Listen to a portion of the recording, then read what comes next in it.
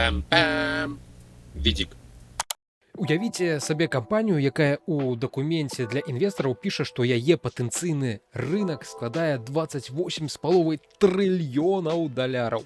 А цяпер уявіце, што ўвесь валавы ўнутраны прадукт ЗША, то бок усё, што Амерыка вырабляе цалкам года, ад айфонаў да якіх-небудзь гамбургераў і потым туалетнай паперы, якую патрэбна пасля гэтых гамбургераў, гэта ўсё прыкладна 30 трыльёнаў долараў. То бок Ілон Маск на сур'ёзных шчах сцвярджае, што адная ягоная кампанія заробіць столькі ж, колькі ўся амерыканская эканоміка разам узятая. Зразумела ж, калі-небудзь потым, у будучыні. І ведаеце, што самае смешнае, Ілон Маск заробіць куды хутчэй, чым яго ракетная кампанія. Таму што SpaceX на сёння з'яўляецца глыбока стратнай, але гэта не замінае зарабляць яе кіраўніку на амерыканскіх, ды і не толькі амерыканскіх пенсіянерах. Як гэта агулам спрацуе, зараз я вам усё патлумачу. Коротка, зразумела ж, як звычайна, не атрымаецца, але гэта насамрэч вельмі цікава, і я раю вам гэта ўсё ж такі паслухаць да канца. IPO SpaceX гэта будзе найбуйнейшы выхад кампаніі на фондавы рынак, на біржу, якую ацэньваюць у 2 трыльёны долараў. Гэта будзе найбуйнейшы выхад на біржу агулам у гісторыі чалавецтва. Пагаворам пра яго, а заадно я растлумачу вам, як уладкаваны гэты фондавы рынак. Я крыху пра яго ўсё ж такі ведаю. Без такіх базавых ведаў гэтага фокуса, які Ілон Маск зараз спрабуе зрабіць, не зразумець. А фокус тут, паверце, ён годны якога-небудзь Дэвіда Капрафілда. Дакладна. Пачнём з буквара. Што такое агулам IPO? Гэта калі прыватная кампанія, якой ёсць адзін нейкі гаспадар, яна першы раз прадае свае акцыі усім жадаючым на біржы. Раней, пакуль што SpaceX належыць выключна Ілону Маску і вузкаму колу багацеяў, якія куплялі ў яго удзел у ягонай кампаніі. Цяпер яны хочуць прадаць кавалачкі гэтай кампаніі звычайным людзям. Каб гэта зрабіць, трэба падаць у амерыканскі рэгуляторны інструмент, крацей, амерыканскім дзяржаўным фінансістам трэба падаць тоўсты дакумент пад назвай S1. Гэта свайго роду такая медыцынская картка кампаніі, дзе мусіць быць запісана ўсё. Уся праўда пра яе. Колькі зарабляе, колькі павінны зарабляць, дзе якія страты, дзе якія рызыкі, пазыкі. І вось калі ты чытаеш картку, гэтую медкартку, фінансавую картку SpaceX, узнікае стойкае пачуццё, што пацыент не зусім здаровы. І гэта гаворка не толькі пра Ілона Маска, але і пра ягоную кампанію. Летась кампанія страціла амаль 5 мільярдаў даляраў, не зарабіла, а менавіта страціла, а ацэньваюць яе больш, чым амаль што ў 2 трыльёны долараў. Як такое агулам магчыма? Вось тут трэба зразумець розніцу паміж акцыямі нармальнай кампаніяй, нармальнымі акцыямі і паміж мем-акцыямі. Нармальная акцыя, яна каштуе прыкладна столькі, колькі кампанія рэальна зарабляе. Ёсць такі паказчык кратнасць цаны да прыбытку. Простымі словамі, за колькі гадоў прыбытку акупіцца акцыя. У нармальных кампаній, накшталт Форда ці Тойоты, гэтая лічба каля 11. У NVIDIA, якая зараз, як вы ведаеце, літаральна друкуе грошы на хвалі штучнага інтэлекта, у яе гэты паказчык 33. А ў Tesla, другой кампаніі Маска, гэты паказчык больш за 300. 300 адсмакчы у маскарыста. Гэта значыць, інвестары купляюць не бізнес, які зараз працуе, і ягоныя фінансавыя паказчыкі, якія ёсць на паперы і ў рэальнасці. Яны купляюць веру. Веру ў тое, што Маск чараўнік і што з Тэслы ён зробіць не аўтавытворцу, а вытворцу роботаў і захопіць усю планету. Гэта і называецца такой мем-акцыяй. Яе цана трымаецца не на лічбах, а на хайпе і на нейкай фанацкай любові. і SpaceX рыхтуецца стаць наступнай такой акцыяй, прычым гэта ўжо нават не нейкі там аўтавытворца просто. Гэта касмічная кампанія, плюс шыі кампанія, плюс яшчэ соцсетка, Twitter туды не так даўно прывязалі да SpaceX. Усё ў адным флаконе. І здавалася б, гэта агулам не мае ніякага сэнсу, але прынцып заключаецца ў тым, што мему не абавязкова мець нейкі сэнс, як мы гэта ўсе добра ведаем з нашай глядзячы на нашу гісторыю. Цяпер пра прадаўца. Маск гэта па сутнасці першы ў свеце такі фінансавы інфлюэнсер. Ён выдатна ведае сваю аўдыторыю. У дакуменце S1 фраза пра пашыраць святлосць свядомасці далёка да зорак сустракаецца прыкладна 7 разоў. Ёсць маляўнічыя ілюстрацыі таго, як будзе выглядаць жыццё на Марсе, дзе людзі чамусьці складзеныя з палігонаў, як персанажы з гульні 1998 года.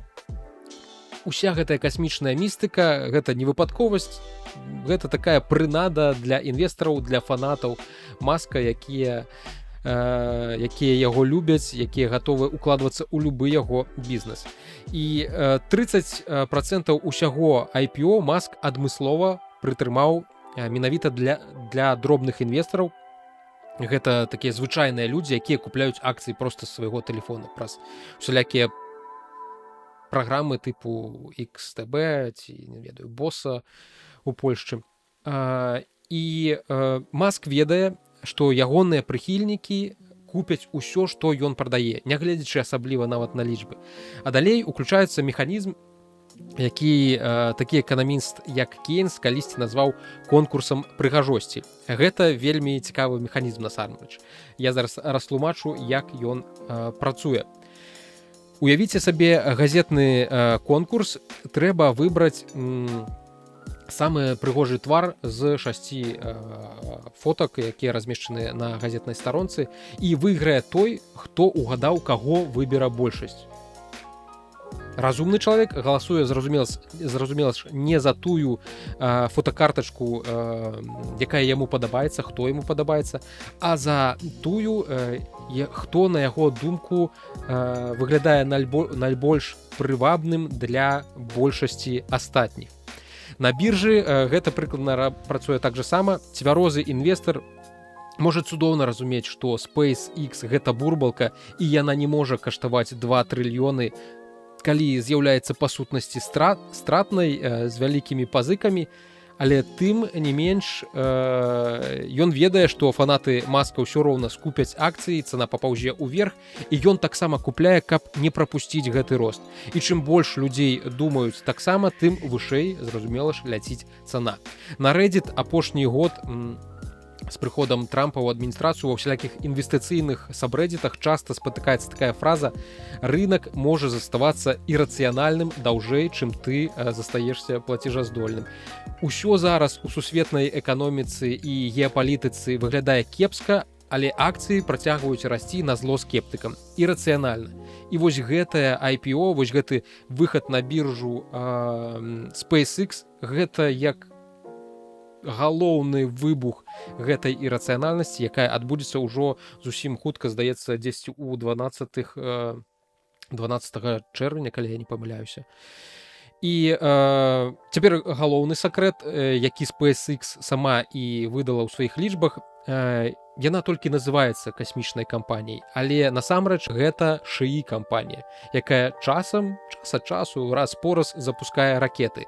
З тых самых 28,5 трыльёнаў рынку, якія нібыта будуць належаць SpaceX у будучыні, ажно 26,5 трыльёнаў прыпадае на штучны інтэлект. Космас — гэта такая дробязь на рэшту. І як жа агулам ідзе гэты шыі бізнес у Ілона Маска, у SpaceX? 2/3 усіх укладанняў летась, каля 13 мільярдаў, пайшлі менавіта ў штучны інтэлект. Вынік: шыі падраздзялення страціла 6 мільярдаў пры выручцы ўсяго ў 3 з невялічкім хвосцікам. Для параўнання, Anthropic, стваральнікі Клода, у гэтым самым квартале збіраюцца выйсці ў аперацыйны плюс прыкладна на 550 мільёнаў долараў. Не за год, за квартал. І гэта прыбытак, а не страты, як у выпадку са SpaceX, да якой далучылі па факце гэты XAI з тым самым грокам.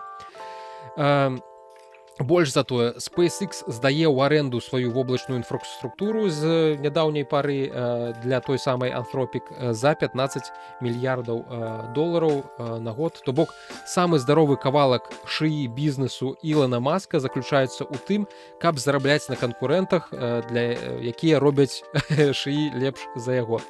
Уласны чат-бот Маска, Грок, той самы, які летась у адзін з днёў абвесціў сябе меха-гітлерам, у дакуменце яго называюць адной з найбольш перадавых мадэляў штучнага інтэлекту ў свеце, хаця сам Маск увесну прызнаваў, што XAI першапачаткова пабудавалі няправільна і цяпер там трвае перабудова ўсяго ад самага падмурку.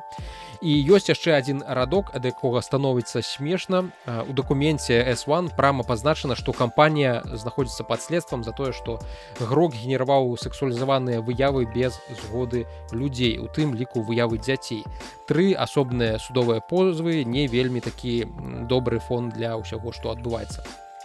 Добра, вы можете сказаць. А што наконт ракет? Касмічны бізнес SpaceX, ён жа ж гудзіць, ён жа ж сапраўдны. Добра, давайте пра космас. Там усё трымаецца на ракете Starship. Тая самая, усе абяцанкі трымаюцца на ракете Starship. Той самай, што пакуль што мае непрыемную звычку нечакана выбухаць і паводзіць сябе не вельмі прадказальна. Менавіта яна патрэбная, каб выводзіць на арбіту цяжэйшыя спадарожнікі спутнікавай сістэмы, спадарожнікавай сістэмы Starlink, частка якіх ужо проста ляжыць на складах і чакае свайго рэйса ў космас, бо вывесці іх, лічы, што няма на чым. Пра галоўнае, дарэчы, пра выручку ад запускаў, колькі на сваіх ракетах зарабляе SpaceX. У першым квартале гэтага года запускі ракетаў і карыснай нагрузкі прынеслі SpaceX 619 мільёнаў долараў даходу, увага, не прыбытку, а даходу. У параўнанні з аналагічным кварталам годам раней гэта падзенне больш, чым на чвэрць. То бок, год таму яны зарабілі больш. Агулам, у мінулым годзе, за мінулы год, даход склаў 4,1 мільярд долараў, а аперацыйныя страты склалі 657 мільёнаў долараў. То бок, гэта стратны бізнес. Запуск ракетаў прыносіць мінус для SpaceX. І што самае важнае, гэта не сакрэт, але трэба гэта ўсё ж такі падкрэсліць, галоўны кліент SpaceX гэта сама SpaceX. Каб не падумалі, што я ўжо зусім на ўсё тут плююся, у гэтым IPO ёсць адзін рэальны жывы і добры бізнес, гэта Starlink, спадарожнікавы інтэрнэт, які і заказвае ў SpaceX па сутнасці гэтыя падарожжы ў космас, каб выводзіць свае спадарожнікі. Летась ён прынёс больш за 11 мільярдаў долараў даходу, і 4,4 мільярды аперацыйнага прыбытку. Адзін аналітык проста так і кажа, што Starlink гэта дойная карова, якая фінансуе ўсе астатнія фантазіі Ілона Маска. Адзіны сегмент яго бізнесу, які з'яўляецца па сутнасці прыбытковым. Праўда, тут таксама ёсць заўвага, гэтыя лічбы аказаліся ніжэйшыя за чаканні. Выручка пры гэтым з аднаго падпісчыка упала прыкладна на чвэрць, аднаго падпісчыка спадарожнікавага інтэрнэту, таму што, верагодна, моцна зніжалі цэны, каб набраць сабе пабольш кліентаў і каб гэтая колькасць кліентаў глядзелася лепш у гэтай фінансавай справаздачы. Але сам бізнес цалкам рэальны, ён прыбытковы. А вось далей у гэтай фінансава-медыцынскай карты пачынаецца чыстая навуковая фантастыка. Там і пра дата-цэнтры ў космасе, нібыта іх Маск збіраецца выпускаць, што там так шмат сонечнай энергіі, яна бясконцая, гэтым усім трэба карыстацца. Праблема толькі ёсць з ахалоджваннем гэтых дата-цэнтраў у космосе, таму што гэта не здавалася б у космосе там зімна, ты хутенька замерзнеш, але праблема ў тым, што адвесці цяпло ад нейкага аб'екта гэта сапраўдная складаная інжынерная задача. Калі цікава, пагугліце, як ахалоджваецца міжнародная касмічная станцыя, там ёсць шмат цікавостак. Вось, таму вось гэта адна з асноўных заманухаў, што Маск збіраецца будаваць дата-цэнтры ў космосе. Гэта, зразумела ж, фантастыка, і ракеты выглядаюць як дэкарацыі. Што рэальнае на 100%, на 100% у гэтай справаздачы SpaceX, гэта пазыкі, якія ёсць у кампаніі. SpaceX вінна каля 30 мільярдаў долараў. Перад самым IPO кампанія перакрэдытавалася, узяла прамежкавы крэдыт на 20 мільярдаў долараў. Гэта такая часовая латка, каб дажыць да выхаду на біржу, і выплаціць яе трэба будзе ўжо ў наступным 2027 годзе. І ў дакуменце прама напісана: першыя 20 мільярдаў, якія SpaceX выручыць ад продажу акцый людзям, яны пойдуць не на нейкія ракеты і ўзмацненне бізнеса, не на Марс ці палёты да месяца, яны пойдуць на пагашэнне гэтай пазыкі.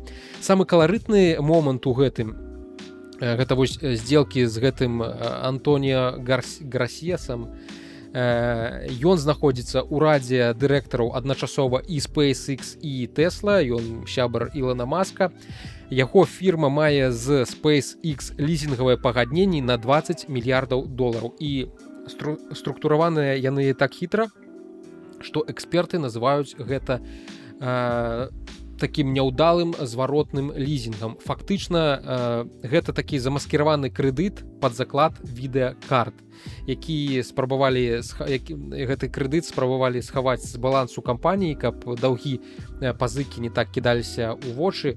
Аўдытары адмовіліся гэта прапусціць такім чынам, і адна спецыялістка, якая мае досвед 40-гадовы у сферы аўдыта, яна казала, што гэта горшая здзелка з афіляванымі асобамі, якую яна бачыла за ўсю сваю кар'еру. То бок, давайте падсумуем. У SpaceX ёсць вялікія пазыкі, ёсць ракетны бізнес, які з'яўляецца стратным, ёсць бізнес па стварэнню шыі мадэлі Грок, які таксама з'яўляецца стратным, даволі моцна стратным. Калі ракеты там мінус 600 мільёнаў за год, то тут некалькі мільярдаў мінуса. Твиттер, зразумела ж, таксама не генеруе ніякіх прыбыткаў, але Маск, тым не менш, піша, што патэнцыйны рынак для яго кампаній гэта лічы 30 трыльёнаў, проста нейкая сума з галавы долараў.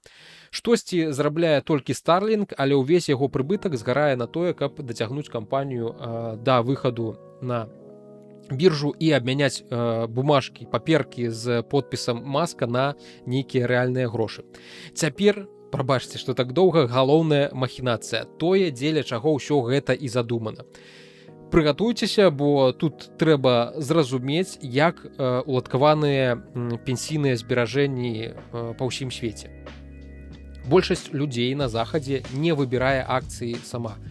Яны проста аддаюць грошы ў так званыя індэксныя фонды. Індэксны фонд – гэта, лічы, што такі аўтапілот. Ён не думае, добрая кампанія ці дрэнная. Ён проста механічна купляе ўсе акцыі з нейкага спісу перадвызначанага. Самыя вядомыя такія спісы – гэта S&P 500, і у якім знаходзіцца 500 буйнейшых амерыканскіх кампаній, і NASDAQ 100, сотня найбуйнейшых тэхнакампаній. Калі кампанія трапіла ў спіс, фонды, гэта індэксныя фонды, яны лічы, што абавязаны цябе купіць аўтаматычна, без нейкіх разважанняў. І вось фокус, які зараз круціць Маск і фондавая біржа NASDAQ, каб трапіць у такі спіс, заўсёды існавалі два жорсткія засцерагальнікі. І NASDAQ дзеля менавіта спецыяльна пад IPO SpaceX, гэта біржа просто ўзяла і выкінула. Засцерагальнік першы заключаўся ў тым, што неабходна выходзіць на біржу з мінімальным вольным абаротам акцыяў. Па-ангельску гэта завецца free float, гэта доля акцый, якая рэальна гуляе на біржы і даступная усім, а не там неяк замарожаная у руках уладальнікаў гэтага бізнеса. Правілы казалі, што каб трапіць у індекс у вольным абароце мусіць быць хаця б 10% кампаній. Навошта гэта агулам прыдумалі? Каб немагчыма было штосьці там камбінаваць з коштам, бо калі ўявіць, калі на біржы вісіць толькі нейкі малюпасенькі кавалачак акцый, а попыт на іх велізарны, цана ўзлятае ў космас, просто лічы, што на пустым месцы. Такія рынкавыя законы, бо просто няма чаго купляць. А цяпер успомнім, што Маск утрымае за сабой больш за 80% кампаній, то бок вольнага абароту будзе якраз такі мала. І правіла 10% якраз мусіла такую кампанію ў індекс не пусціць. NASDAQ гэты парог зняў. Засцерагальнік другі.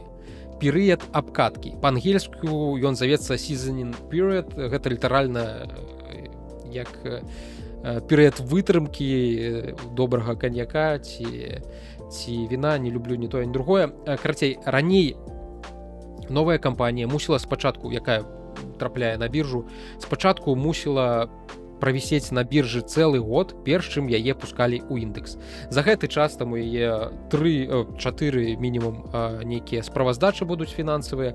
Інвестары змогуць да яе прыгледзецца, цана нейкім чынам стабілізуецца на гэтыя акцыі, будзе больш-менш зразумела, ці вартая таго гэтая кампанія.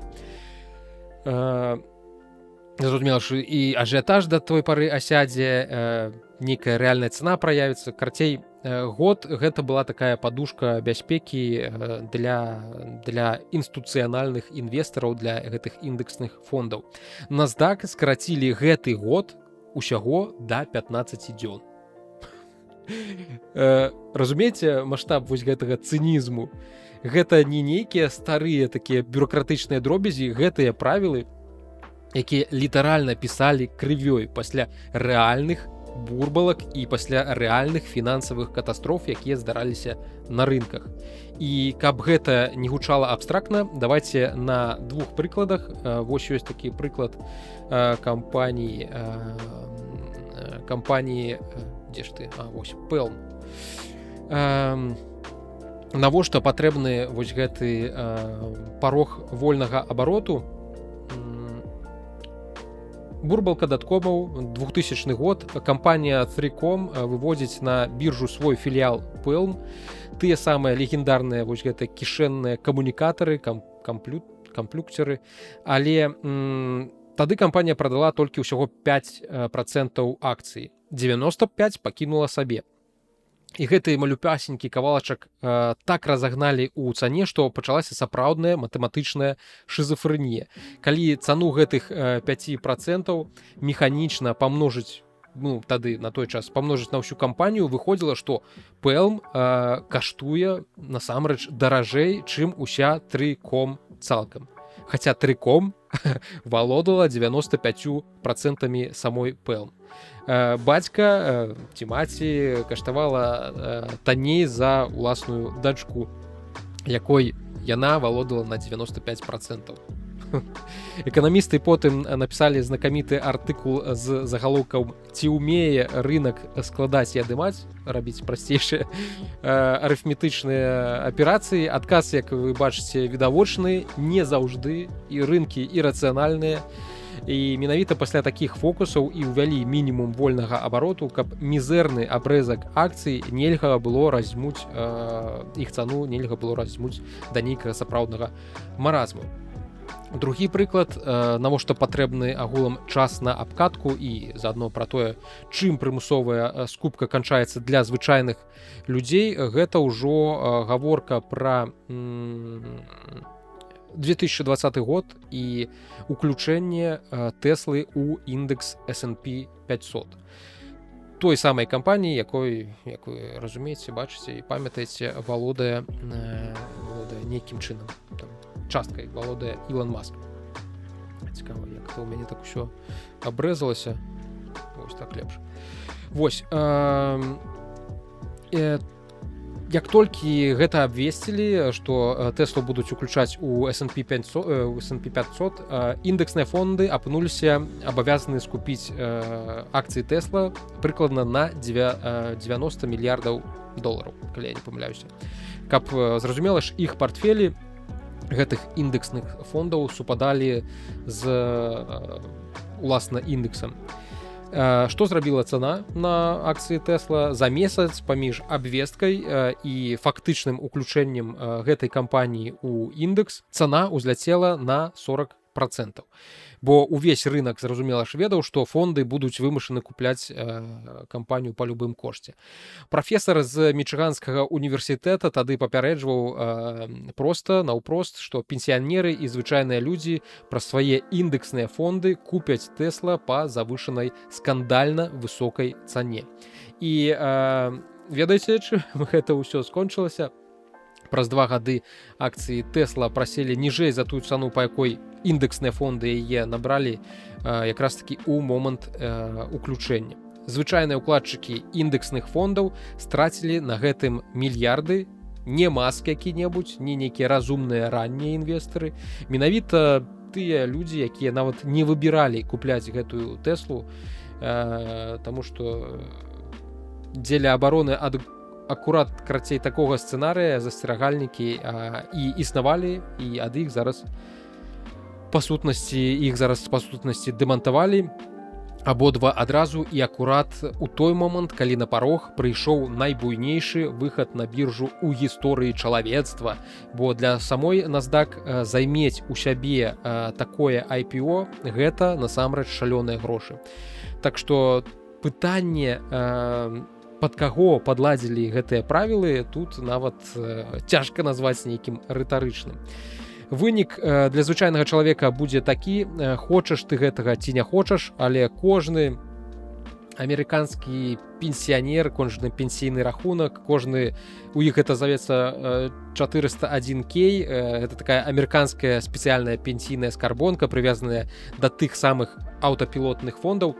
І лічы, што кожны індексны фонд і кожны ETF на гэты індекс, яны будуць вымушаныя скупіць акцыі SpaceX літаральна на працягу пары месяцаў пасля старту IPO. Не таму, што нехта так вырашыў, а таму, што правілы перапісалі так, каб гэта стала непазбежным. Што гэта агулам азначае на практыцы? Як толькі SpaceX трапляе ў індекс, індексныя фонды па ўсім свеце абавязаны яе скупіць. Паводле адной ацэнкі гэта будзе прыкладна мільярдаў на 7 толькі за адзін дзень. І не таму, што SpaceX гэта добрая інвестыцыя, а таму, што такія правілы вось гэтага аўтапілота. А за пасіўнымі фондамі падцягнуцца і актыўныя, каб не прапусціць той рост, які будзе праз вось гэтую вымушаную скупку акцыяў, хацеў сказаць Тэсла, але гэта будзе SpaceX. І вось тут насамрэч самае ганебнае: пасіўных фондаў зараз больш, чым актыўных. Гэта значыць, што большасць пенсійных грошай ходзіць якраз такі на аўтапілоце, а гэта значыць, што акцыі SpaceX апынуцца ў пенсійных рахунках мільёнаў звычайных людзей, якія нават не ведаюць, што яны па сутнасці купілі SpaceX. Іх ніхто не спытаў, іх пенсійны фонд купіў гэта за іх, таму што так загадалі правілы фондавага рынку. Калі скласці ўсё разам, Маск кантралюе 80-85% галасоў у кампаніі. Гэта значыць, звычайныя акцыянеры нічога не вырашаюць, а злезці з гэтага цягніка нельга. Твае грошы заедуць туды аўтаматычна праз пенсійныя фонды і розныя ETF-ы на гэтыя індексныя фонды. І вось у чым сэнс усёй гэтай канструкцыі. SpaceX не проста выходзіць на біржу. Маск па сутнасці прышпіліў да адной паспяховай каровы, якой з'яўляецца Starlink, кучу стратных праблемных бізнесаў і буксуючыя шыі, і ракету, што калісьці там можа быць паляціць, і пазыкі на 30 мільярдаў, і зрабіў усё так, каб гэты камяк стаў настолькі вялікім, што ён проста не можа упасці. Таму што у выпадку, калі ён упадзе, ратаваць яго ўжо будзе амерыканскі ўрад за грошы амерыканскіх падаткаплацельшчыкаў. І гэта тое, што таму што ад яго будуць залежаць у тым ліку і пенсійныя рахункі велічэзнай колькасці амерыканцаў. Таму упасці яму проста нельга ні ў якім разе. Гэта пацягне за сабой такую ланцужковую рэакцыю сапраўднай катастрофы па ўсёй амерыканскай эканоміцы. Калі цана акцыі ўжо ніяк не звязаная з тым, добрая кампанія ці дрэнная кампанія, гэта тое, што на захадзе зараз некаторыя аналітыкі, інвестары называюць сапраўдным фінансавым нігілізмам. Усё грамадства ператварылася ў такое казіно, дзе галоўнае, каб лічба працягвала расці, а на чым яна расце, на якой падставе яна расце, на гэта ўсім пляваць. SpaceX гэта такі фінансавы нігілізм у яго фінальнай форме, найбуйнейшае IPO у гісторыі, якое цалкам можа стаць і найбуйнейшым правалам у гісторыі. І калі ён здарыцца, то у пройгрышы застанецца, зразумела ж, не Ілон Маск і не тыя разумныя раннія інвестары, мільярдэры, якія інвеставалі ў SpaceX, якія хутчэй за ўсё паспеюць саскочыць, пакуль індэксныя фонды будуць купляць акцыі і падымаць іх цану. У пройгрышы застануцца звычайныя людзі з пенсійнымі рахункамі, якія нават не падпісваліся на гэты агульны палёт на Марс. Калі вынесці за дужкі ўсё гэта абурэнне, ёсць у гэтай гісторыі нешта амаль паэтычнае, калі так можна зрабіць такі выраз. Чалавек, які абяцае пасадзіць людзей на Марсе, спрытна пасадзіў увесь свет у адзін фінансавы цягнік, у якім няма тармазоў, няма дзвярэй. І куды ён нас вязе? У светлую будучыню да зор ці проста ў наступны нейкі фінансавы крызіс? Мы з вамі даведаемся праз некалькі тыдняў. А пакуль заклікаю вас не траціць надзеі ў светлую будучыню і наведваць, дарэчы, перыядычна сайт alyachnovich.com. Там можна пачытаць тое-сёе цікавае, таксама падтрымаць маю працу падпіскай ці донатам. Падпісчыкаў я дзякую ў сваіх відэа, а таксама, вось, гэта можа так выглядаць, а таксама прадастаўляю ім доступ у закрыты ТГ-канал і чат з закуліссем блогерства, калі гэта так можна назваць, і з рознымі цікавымі інсайдамі.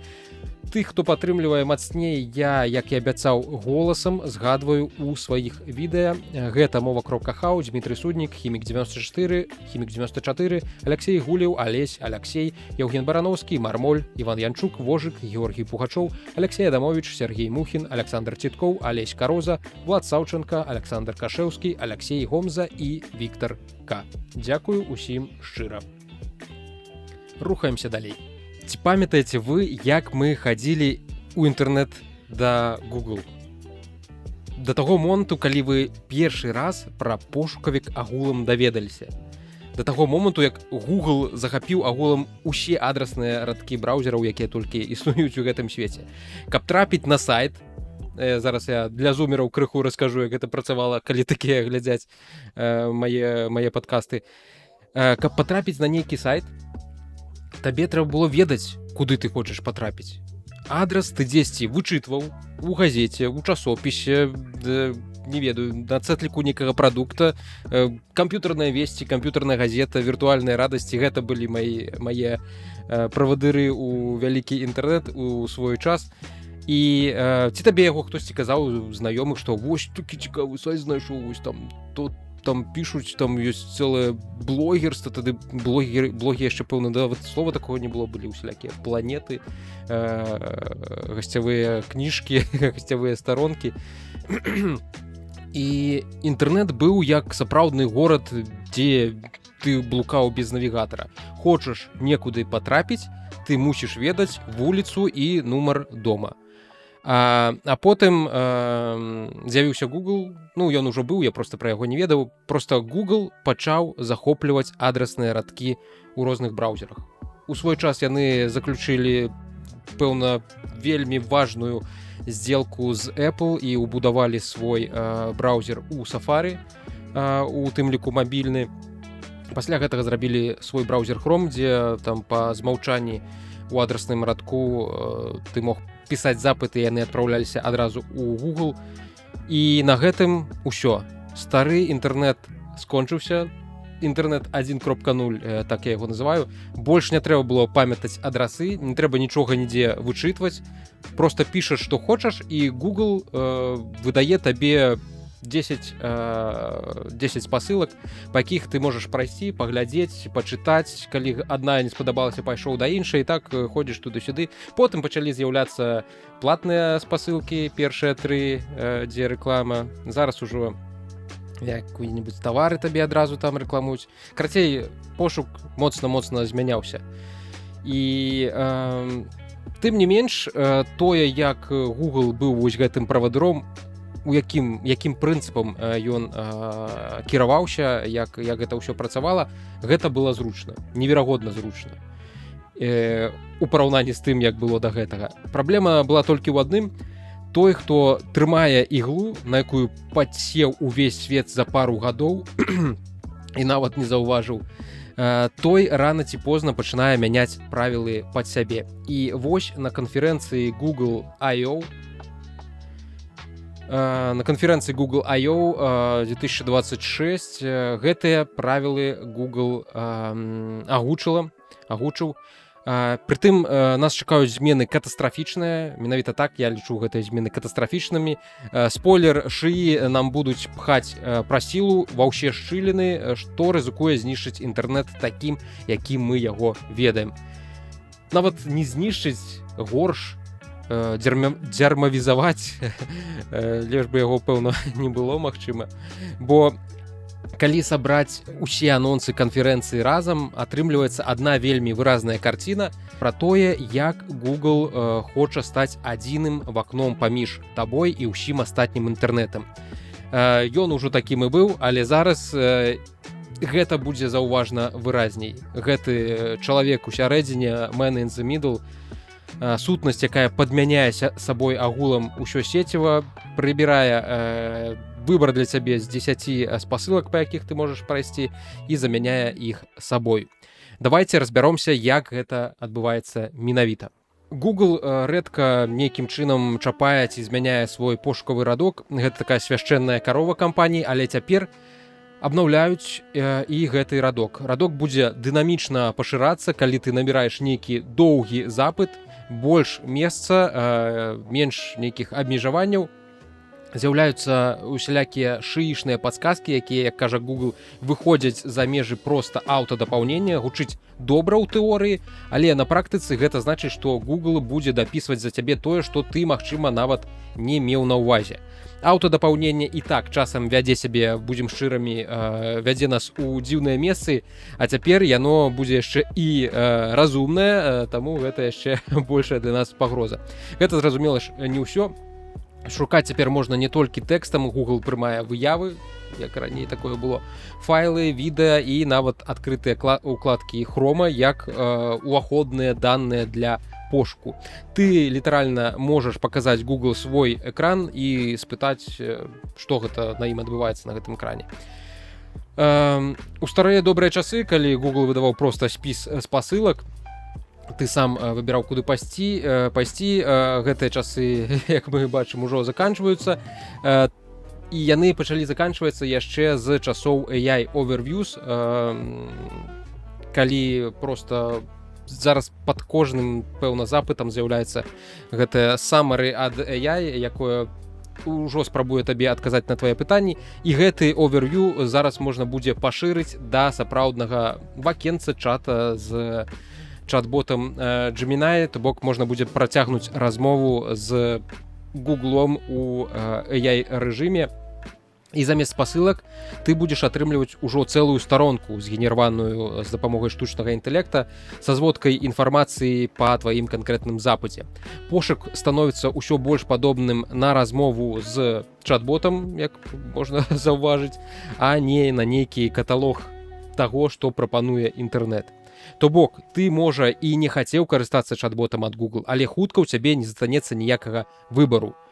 Заход на галоўную старонку Google па сутнасці аўтаматычна будзе азначаць пачатак размовы з Gemini. Далей, генератыўны UI. Google будзе ствараць кастамізаваны інтэрфейс прама ў выніку пошуку.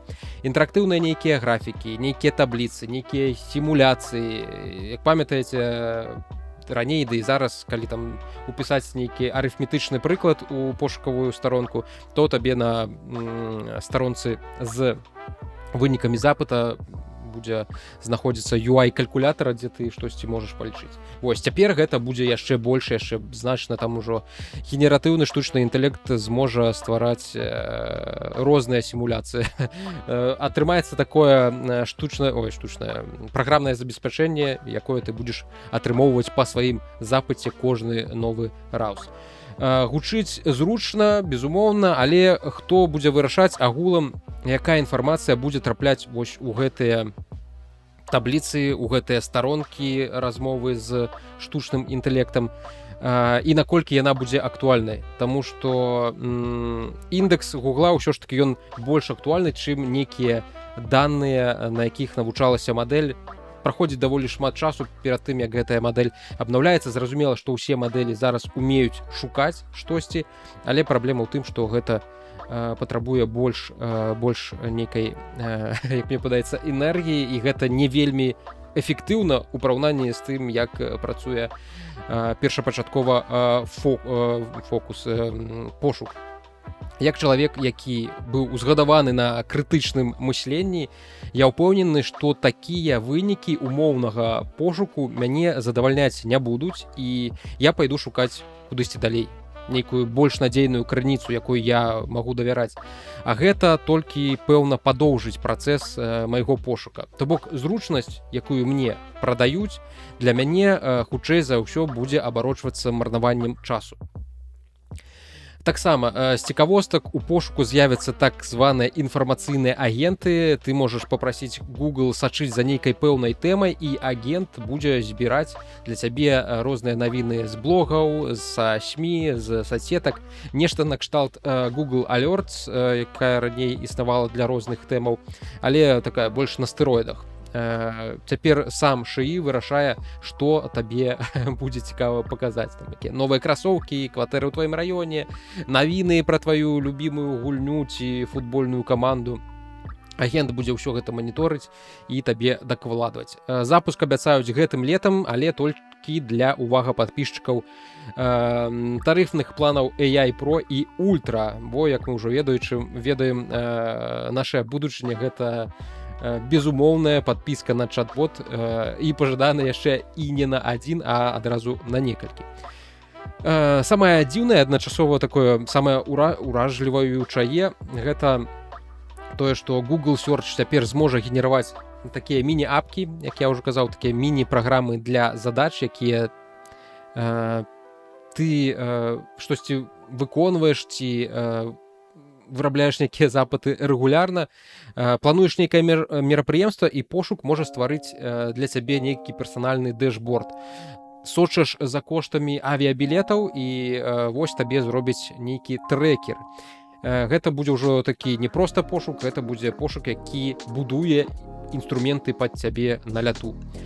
Gemini цяпер будзе прапаноўваць Daily Brief, тваю штодзённую зводку твайго дня на аснове інфармацыі з Gmail, з календара, з іншых нейкіх сервісаў Google, якімі ты карыстаешся.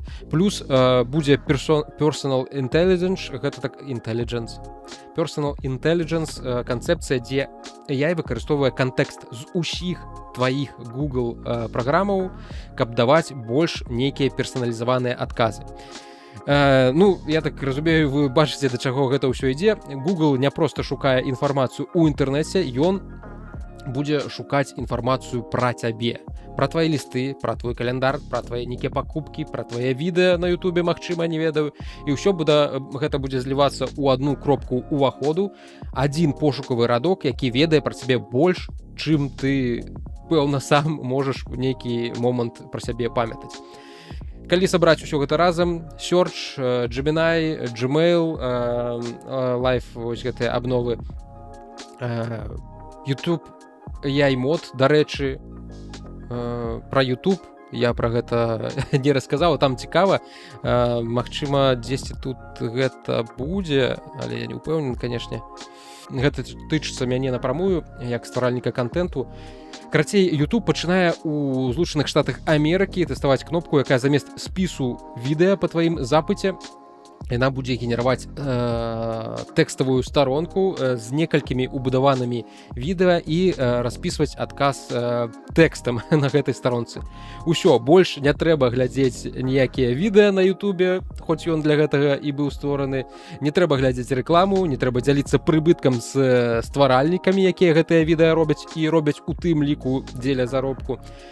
Максімальна, як для мяне, дзіўная фіча, замест таго, каб захвочваць людзей больш карыстацца галоўнай функцыяй сервіса, праглядам відэа, тым, што і прыносіць Google грошы, яны ператвараюць гледачоў у чытачоў. Які ў гэтым сэнс, я, кажучы шчыра, ўжо страціў усялякую надзею яго ўцяміць, але вось так. Калі гледачы перастаюць глядзець відэа, крэатары губляюць аўдыторыю і заробак, а без крэатараў YouTube гэта проста пустая платформа. Google выглядае, нібыта пілуе галіну, на якой сядзіць, і гэта максімальна дзіўна. Карацей, гледзячы на ўсе гэтыя змены, выходзіць, што Google рухаецца да аднаго універсальнага пошукавага радка, які па сутнасці з'яўляецца радком чат-бота. Усё, старога надзейнага пошукавага механізма больш няма. З 10 спасылак на рэсурсы, што раней вялі барацьбу за твою увагу, застаецца адна кнопка праўды, якая будзе кіравацца Gemini, мадэлью Gemini 3.5 Flash. Гучыць, канешне, ачмурэнна. Набіраеш «купі мне красоўкі» і Google знаходзіць, параўновае, дадае ў кошык, магчыма, нават аплочвае. Набіраеш «падрыхтуй мяне да заўтрашняй нарады» і ён чытае твою пошту, глядзіць каляндар, збірае нейкую зводку навінаў. Ніякіх пераходаў паміж праграмамі і сайтамі, ніякіх спасылак. Проста спытай Google, і Google за цябе ўсё зробіць, нікуды больш хадзіць не трэба. А цяпер чаму гэта ўсё праблема?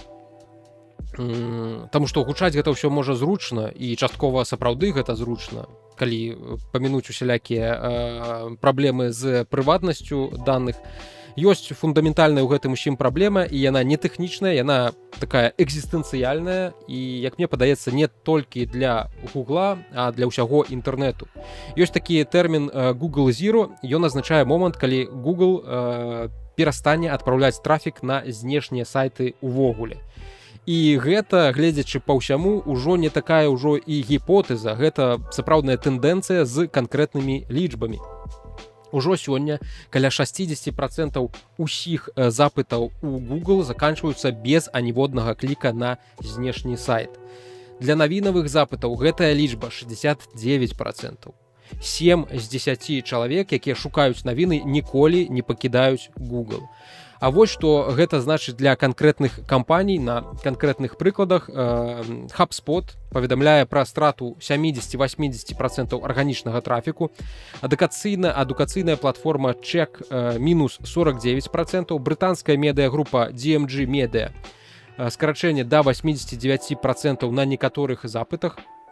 Нацыянальнае публічнае радыё США называе гэта падзеяй узроўню такога масавага вымірання дыназаўраў, але толькі для онлайн-выдаўцоў. І даныя Pew Research пацвярджаюць, калі ў выніку пошуку з'яўляецца AI-зводка, AI-самары, карыстальнікі клікаюць па звычайных такіх спасылках толькі ў 8% выпадкаў. Калі такой зводкі AI няма, то у 15% выпадкаў, то бок удвая часцей. AI Overviews літаральна рэжуць поток наведвальнікаў напалову. І чаму гэта кепска? Таму што больш людзей, якія рабілі на гэтым бізнес, якія на гэтым зараблялі, яны будуць зарабляць значна менш. Бізнесы будуць закрывацца, гэта ўсё будзе скарачацца, больш зарабляць будзе, пэўна, толькі Google, але і гэта невядома, якія ў іх там насамрэч выдаткі на гэтыя мадэлі Gemini, каб апрацоўваць мільярды запытаў з усяго свету. Я проста ў шоку, пэўна, ад таго, якія там магутнасці вылічальныя неабходныя, каб усе гэтыя штучнікі працавалі, замест таго, каб даваць гэтыя грошы, раскідваць на ўсю вось гэтую інфраструктуру, якая існавала, на журналістаў, на карэктараў, на фатографаў, якія гэта ўсё рабілі, на, не знаю, на SEO, на капірайтараў. Карацей, усе гэтыя прафесіі яны будуць, як мне здаецца, зарабляць менш, таму што будзе вось гэты плынь арганічная трафіка на іх сайты значна скрачацца удвая у некаторых выпадках. Гэта гучыць насамрэч для мяне дзіўна страшна. Роджер Лінч, гэта SEO выдавецтва Condé Nast, якое валодае сайтамі Vogue, Vanity Fair, GQ, The New Yorker, Wired. Ён казаў сваім камандам проста: цяпер плануйце бізнес так, быццам трафіку ад Google больш не існуе. 3 гады запар іх прагнозы аказваліся занадта аптымістычнымі, трафік з Гугла падаў хутчэй, чым яны чакалі. І таму цяпер базавы сцэнар для іх гэта 0. Для іх ужо Google Zero, ён наступіў. Калі апынецца больш за 0, гэта такі прыемная неспадзянка, прыемны сюрпрыз. People Inc., найбуйнейшы лічбавы выдавец Амерыкі, пацвярджае, яшчэ 3 гады таму Google даваў ім 65% трафіку, цяпер крыху больш за 20. За 3 гады такое значнае скарачэнне. Проста жахліва. А калі журналісты спыталі CEO Гугла Сандара Пічая, ці згоден ён з тым, што Google перастае адпраўляць трафік на сайты, ён адказаў: я не ў той пазіцыі, каб казаць такому культаваму выдаўцу, як яму думаць пра свой бізнес. Гэта такая дыпламатычная фраза, якая значыць: мы ведаем, нам проста ўсё роўна. У нас свой бізнес, што там будзе з вами, нам напляваць, мы навучылі свае мадэлі на вашай працы, цяпер ідзіце ў дупу, вы нам не патрэбныя. Людзі, тым не менш, звычайныя, яны галасуюць нагамі. Рэакцыя на Google I.O. 2026 была не толькі ў каментарыях на розных рэсурсах. Дарэчы, тут вы каментарыяў не пабачыце, таму што яны былі зачыненыя. Тут ніякіх каментарыяў не ўбачыць. І для відэа, якое праглядзелі амаль 9 мільёнаў праглядаў у гэтага відэа, у яго толькі 30 тысяч лайкаў. Гэта некая такая даволі, мякка кажучы, маленькая лічба. Вось. На працягу тыдня пасля канферэнцыі усталёўкі DuckDuckGo у ЗША выраслі на 18% тыдзень да тыдня з пікам 30,5%. То бок, DuckDuckGo гэта такая альтэрнатыўная, таксама амерыканская пошукавая сістэма. Яна, на жаль, пакуль працуе горш за Google. Можа не горш, але менавіта для мяне асабіста я ўжо спрабаваў. Я пакуль што не магу, шкада, але пакуль што не тое, што мне трэба. Дык вось, на iPhone яны выраслі яшчэ мацней, у сярэднім плюс 33%, а ў пікавы дзень амаль 70%. DuckDuckGo выйшаў агулам на рэкордныя 145 мільёнаў пошукаў у дзень пасля вось гэтай канферэнцыі. Асабліва паказальная адная лічба наведванні старонкі noai.duckduckgo.com. Гэта такая спецыяльная версія пошуку. Дарэчы, што я вам расказваю, давайте пакажу, як гэта выглядае. Як яна выглядае. Вось так. Мінімалістычна. Спецыяльная старонка, дзе пошук адбываецца без AI, наведванні выраслі на 23%. Людзі не проста пераходзяць на нейкі іншы пошукавік, яны свядома шукаюць пошук без штучнага інтэлекту. SEO DuckDuckGo Габрыэль Вайнберг сказаў прама: Google прымусова ўпіхвае AI без магчымасці ад яго нейкім чынам адмовіцца. Ці зможа DuckDuckGo рэальна канкурыраваць з Google, невядома. Для мяне пакуль што, на жаль, гэта вельмі сумна, але не. І Google ўсё ж такі гэта больш за 90% сусветнага пошуку, а DuckDuckGo са сваімі 145 мільёнамі гэта проста кропля, на жаль, у моры. Але прыемна, што гэтая кропля расце. Ёсць нейкі тренд. Спадзяюся, што гэта не проста усплеск, не нейкая выпадковая хваля, што яна задасць тренд гэтаму ўсяму. І агулам яна паказвае важнае, не ўсе хочуць, каб AI думаў за іх, і гэта цудоўна, бо цікавасць інтэрнэту заўсёды яна была ў тым, каб самому штосьці знаходзіць, нейкія рэчы, гартаць, чытаць, параўноўваць, памыляцца, знаходзіць нешта нечаканае на трэцяй старонцы выдачы Гугла.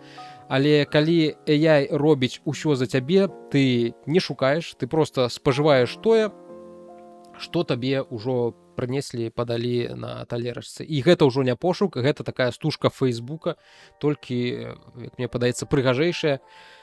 І агулам мы ўсе будуем нейкія вакол свайго лічбавага жыцця, нейкія сістэмы кіравання. Хтосьці сартуе пошту у папках, хтосьці карыстаецца закладкамі ў браўзерах, хтосьці вядзе нейкія спісы сайтаў. Гэтыя сістэмы нашыя, яны працуюць незалежна ад таго, ці ты у Gmail знаходзішся, ці у майкрасофтаўскім Outlook.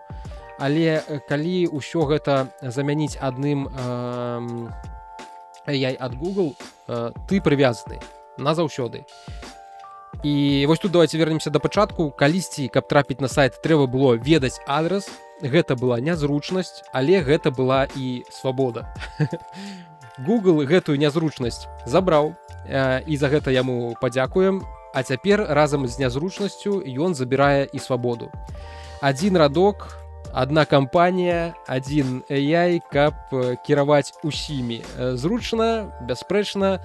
А вось ці хочам мы такі інтэрнэт, дзе Google падменіць сабой усё, гэта ўжо вялікае пытанне. Я б такога не хацеў, шчыра кажучы. Заканчваем з гэтымі фармальнасцямі. Хадземце паглядзім на рэвалюцыю на рынку ПК, якую для нас гатуюць Microsoft і Nvidia. Яны паказалі новую эру для персанальнага кампутынга. І я ўпэўнены, што яна вам не спадабаецца. Добрых навінаў у мяне для вас сёння, на жаль, пакуль што няма. Nvidia – самая дарагая кампанія ў свеце, якая зарабляе мільярды і мільярдаў на чыпах для дата-цэнтраў, раптам вырашыла, што ёй патрэбны і мой і твой ноутбук. На камфе Computex Дженсен Хуанг паказаў RTX Spark, першы спажывецкі працэсар Nvidia для Windows. Кампанія называе яго рэвалюцыяй, зразумела ж. Microsoft самым магутным, што мы калі-небудзь рабілі. А я гляджу на цэннік, якога яшчэ, дарэчы, афіцыйна няма, і думаю, хлопцы, вы дакладна разумееце, чым быў і як працаваў для Apple той самы пераломны момант M1 чыпаў, які вы зараз хочаце паўтарыць. Выглядае, што не да канца. Пачнем мы агулам з жалезам. Бо тут Nvidia сапраўды прынесла монстра. RTX Spark — гэта так званы суперчып, 20 ядер, ARM працэсара Grace, графіка Blackwell на 6144 куда ядраў і 128 гигабайт аб'яднанай памяці LPDDR5X, калі вам гэта пра штосьці гавора. Вельмі хутка, карацей. Nvidia абяцае цэлы петафлоп вылічэнняў для штучнага інтэлекту і кажа, што інтэграваная графіка раўназначная мабільнай RTX 5070. Зроблены чып на 3-нанометровым тэхпрацэсе TSMC, а дапамагала з ім тайваньская кампанія Mediatek. Для тых, хто не ў тэме, аб'яднаная памяць — гэта калі працэсар і відэакарта дзеляць адзін кавалак фізічнай памяці замест таго, каб ганяць даныя туды-сюды з аператыўку ў відэапамяць і назад. Менавіта на гэтым у свой час збудавала сваю магію Apple, і так Spark па сутнасці гэта той самы чып GB10 з настольнага міні-кампа NVIDIA GTX Spark. Калі ёсць у вас інтэрнэт под рукой, давайте я гэта зраблю. GTX Spark. Покажу, як вам гэта выглядала. GTX, можна? DGX, VPC. Не, гэта не тое. Халера. DGX Spark. Як выглядаў гэты чып? Ён ось такі, увесь у нейкім золаце і каралях. Незвычайнае нешта вельмі цыганскае ён мне заўсёды нагадвае. Ну, але так уладкавана імперыя Дженсена Хуанга. Ён, пэўна, вельмі любіць золата, шкада толькі што залатых зубоў у яго няма. Вось, і цяпер гэты чып, ён упакаваны ў такі кампактны фармат ноутбучны. Запомніце гэтую мадэль, яна нам спатрэбіцца, калі мы дойдзем агулам да разважанняў пра цану. Цяпер галоўны фокус усёй гэтай прэзентацыі, на чым яна была засяроджаная. Калі вы думалі, што гэта будзе свята графікі і відэагульняў, то, зразумела ж, вы моцна памыляліся. Дженсен Хуанг амаль увесь 2 гадзіны свой кейноут прагаварыў пра штучны інтэлект і агентаў. Пра відэагульні яны агулам ужо забыліся. Адзін раз толькі на ноутбуке паказаў, калі выносіў гэтыя ноутбукі, ці сцены вось тут. Дзе Хуанг? Пакажы мне. Пакажы, дзе ты іх нёс. Вось яны. Глядзіце, там, зразумела ж, неабходна было ўжо паказаць відэагульні, таму што так фэнсі, відэагульні заўсёды ў нашым сэрцы, сказаў Хуанг, але гэта ўжо поўная хлусня. Дженсен Хуанг, як я ўжо кажу, это 2 гадзіны свайго кейноуту ён правёў пра расповеды пра штучны інтэлект і агентаў. Працэсары для агентаў ён назваў новым галоўным драйверам росту для NVIDIA. Microsoft разам з NVIDIA дапілоўваюць сваю Windows да агентнай платформы праз нейкі фреймворк OpenShell. Adobe ужо аптымізуе Photoshop і Premiere пад гэты самы Spark. Карацей, табе прадаюць не ноутбук, табе прадаюць машыну, на якой будуць жыць лакальныя шыі-агенты. Агулам, чаму Adobe трэба гэта ўсё дапрацоўваць, таму што гэты чып, як я ўжо на пачатку казаў пра жалеза, гэта ARM працэсар. Зараз уся вінда збольшага Windows 11 працуе на x86 архітэктуры, і Windows на ARM гэта такі праект, як у свой час быў MacOS на ARM, якой спатрэбіўся з выхадам чыпаў M1, спатрэбіўся слой трансляцыі Rosetta, які дазваляў запускаць x86 праграмы, зробленыя пад x86 архітэктуры працэсараў, запускаць на вось гэтых ARM працэсарах. Патрэбен быў гэты слой трансляцыі, які дазваляў ПО запускацца, праграмнаму забеспячэнню запускацца і нармалёва працаваць. Зараз ужо збольшага ўсё пераехала на macOS на натыўную падтрымку гэтых ARM працэсараў. На Windows такой халявы няма. Там Windows on ARM платформа, яна пакутая вельмі моцна з праграмным забеспячэннем, софтам, з даступнасцю софта. Там ёсць праблемы, як у тым ліку і з відэагульнямі. Вось, карацей, восенню 26 года на Spark выйдзе, на вось гэтых чыпах Spark выйдзе цэлы веер ноутбукаў. Гэта ўжо анансаваныя Microsoft Surface Laptop Ultra, Dell усялякія, Asus ProArt, Lenovo, MSI Prestige, HP там штосьці выдасць, усялякія Acer і Gigabyte. Усё гэта мусіць быць нібыта прамым ударам па MacBook Pro з чыпамі M5. Але тут насамрэч ёсць вельмі балючая для гэтай канкурэнцыі, таму што невядома, колькі гэта будзе каштаваць. Афіцыйна пакуль ніхто не кажа, не называе цаны. Маўчаць, як вады ў рот набраўшы. Microsoft прэзентавала свой Surface Laptop Ultra, які будзе на гэтым чыпе працаваць. Назвала яго самым магутным Surface за ўсю гісторыю, але цану так і не агучыла. Толькі сказала, што дзесьці ўвосень з'явіцца сам гэты ноутбук. Ёсць зліўкі ад Lenovo, і яны даволі жорсткія. Кажуць, што топавая канфігурацыя ноутбука Yoga Pro і 64 гігабайта памяці будзе каштаваць каля 4050 еўра. Версія таннейшая з 32 гігабайтамі будзе каштаваць 3200 еўра. Для параўнання бліжэйшы аналаг на архітэктуры на працэсарах з архітэктурай x86 гэта ноутбукі з AMD Strix Halo, і тымі ж 128 гігабайтамі яны каштуюць у раёне 3300 даляраў.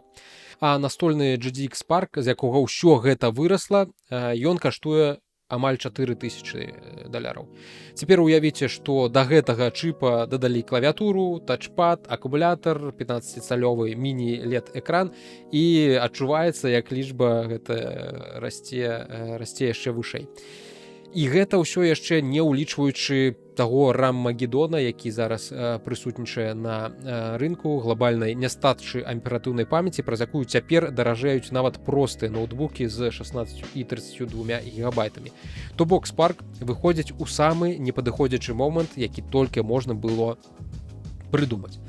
Справядлівасці дзеля, дарагі флагман, гэта ўсё ж такі будзе не ўся лінейка. NVIDIA ўжо паабяцала таннейшыя нейкія варыянты з меншым аб'ёмам памяці, а вясной у кітайскім маркетплейсе нават мільгануў зліў платы з малодшым чыпам N1 за нейкія прыкладна 1400 даляраў. Гучыць, здавалася б, як надзея на нейкую такую народную цану.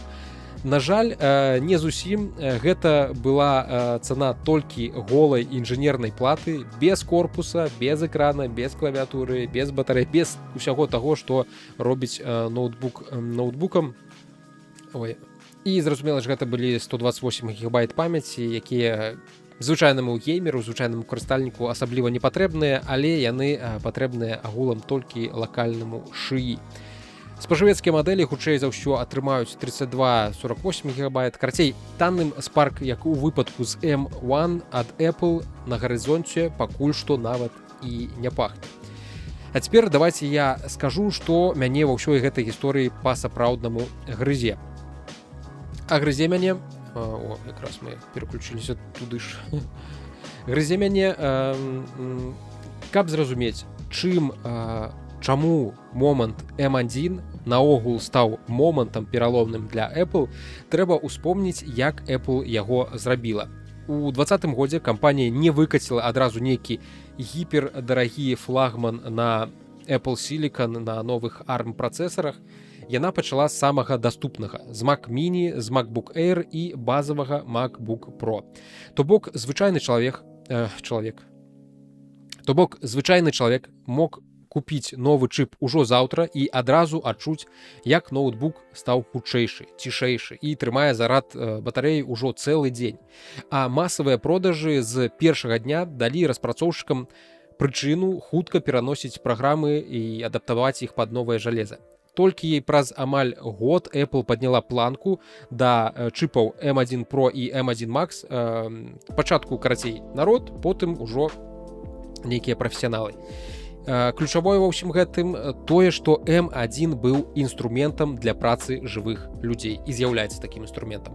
Дызайнер, монтажор, праграміст, студэнт, кожны атрымаў машыну, якая проста рабіла іх працу хутчэй, лепш, камфортней.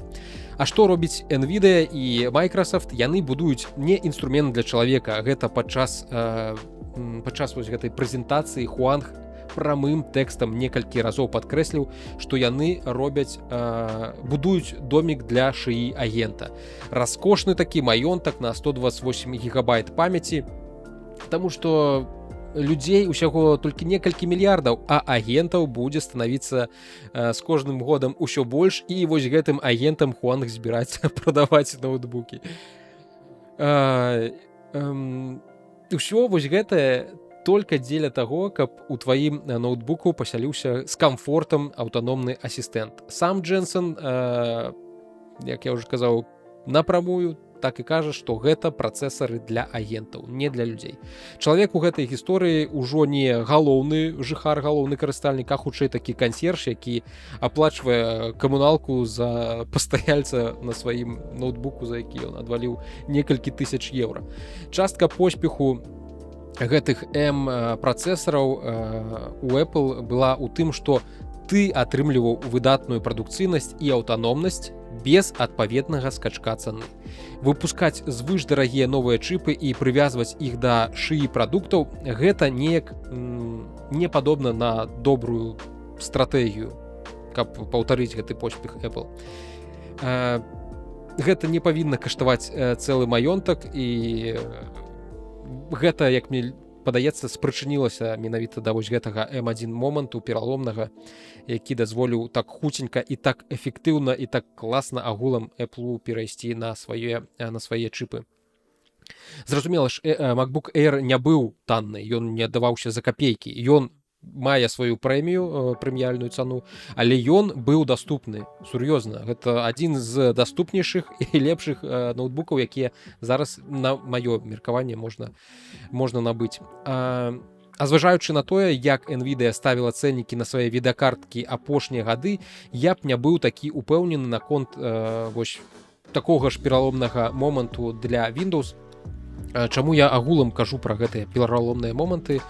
Таму што і Microsoft, і NVIDIA называлі гэта ў сваіх промо-матэрыялах, і зараз называюць гэта менавіта, што New PC Era. Вось, можете паглядзець. Так, чамусь тут няма. Ну, да прыкладу, вось гэты матэрыял. Так, я не разумею. Вось яна, выдатна. Карацей, гэта ўсё прамавалася менавіта як новая PC-эра у твіттерах, ва ўсіх соцсетках. Новая PC-эра ўжо надыходзіць. PC-эра, у якой вашым PC будзеце карыстацца не вы, а будзе карыстацца менавіта шыі-агент, і якія будуюцца менавіта для гэтых шыі-агентаў. Ну, неяк не вельмі па-чалавечнаму гэта ўсё, таму і агулам з цаной незразумела. Ну, карацей, вельмі дзіўны выхад для абвяшчэння новай эры персанальных камп'ютараў. І ёсць у мяне яшчэ адна заўвага, яшчэ адно пытанне, ад якога нікуды не дзецца, таму што некалькі гадоў таму, ці можа год ці два, я ўжо не памятаю, але менавіта Qualcomm, такая кампанія, выходзіла на рынок з сваім момантам M1 чыпамі на ARM для Windows. То бок гэта ўжо атрымаецца новая эра ПК у выпадку з NVIDIA. Ну, канешне, у NVIDIA больш грошай, яна зараз на хайпе, і магчыма гэты хайп ужо па-сапраўднаму трэба падтрымаць, назваўшы гэта новай эрай. Але мы ўжо год ці два таму бачылі гэтыя новыя ARM-чыпы, новую архітэктуру для Windows. Зараз бачым яшчэ адну чарговую новую эру, і штосьці пра ARM на Windows з той пары ў кожным куце не казалі. І я не ўпэўнены, што пасля вось гэтай прэзентацыі таксама будзе шмат хайпу і здарыцца вось гэты M1 момант. Магчыма, праз год Mediatek выпусціць свой ARM-чып, і гэта ўжо будзе трэцяя новая эра, new эра для ПК. Потым ужо і Samsung, магчыма, нават і Google. Колькі агулам вытворцаў працэсараў спатрэбіцца Microsoft, каб займець свой пераломны момант M1. Apple ўжо рыхтуе свае пераломныя моманты M5, M6. Карацей, далейшая вось гэтая фрагментацыя жалеза Windows, на Windows яна не робіць гэтую сістэму мацнейшым канкурэнтам.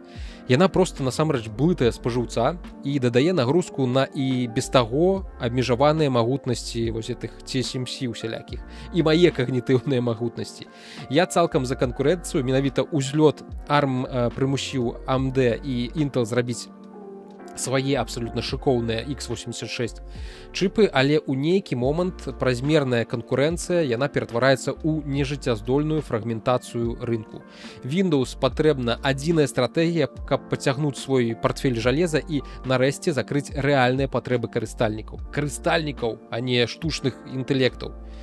Не проста зноў і зноў заліваць рынак нейкімі новымі ноутбукамі, у якіх ты ўжо блытаешся ў іх колькасці, якасці і вось гэтых фэнсі тэхнічных характарыстыках. Гэта маё сціплае меркаванне, я агулам разумею, калі вы яго не падзяляеце. Справядлівасці дзеля трэба адзначыць, што адзін рэальны плюс ва ўсёй гэтай гісторыі ўсё ж такі ёсць. Microsoft і Nvidia нейкім чынам угаварылі Riot Games перанесці свой антычыт на ARM, а гэта значыць, што Valorant і League of Legends пойдуць на сістэмах Windows on ARM. Таксама падцянуцца з часам Easy Anti-Cheat, BattleEye, Denuvo, і гэта сапраўды вялікая перамога, бо менавіта адсутнасць гульняў гадамі забівала ARM на Windows.